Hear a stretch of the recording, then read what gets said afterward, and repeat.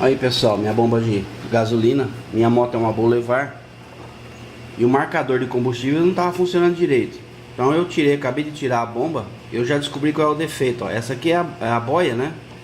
Então aqui ela tem uma trilha que vai marcando, conforme a boia sobe, vai marcando a quantidade de gasolina. E aqui, ó, tá vendo? Tem uma folga, ó. Essa folga não pode acontecer.